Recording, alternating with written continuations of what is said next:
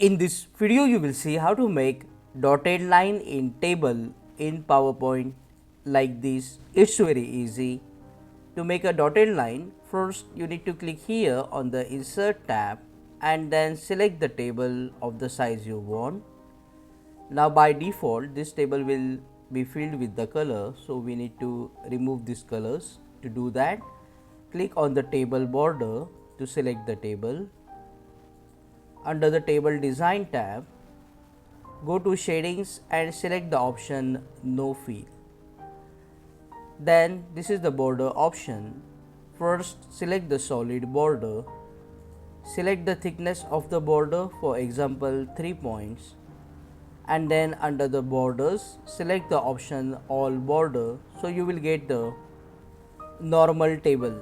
Now if you want to add a dotted line like this, you just need to click inside the cell and then under the table design tab, you need to select which type of dotted line do you want. For example, I am selecting this one.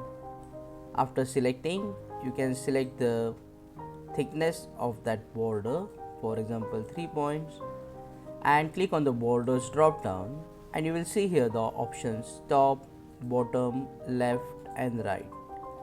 So if you want the dotted line at the bottom, so you can select bottom border, and as you can see now we have a dotted line inside the table.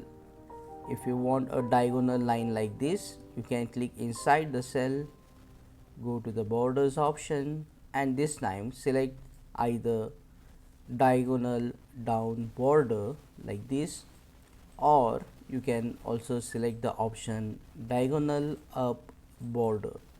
In this way you can make dotted line in table in PowerPoint. Click on that like button, comment below and let me know if this video solved your problem. And don't forget to check out these useful videos if you want to learn PowerPoint quickly. See you again in the next one.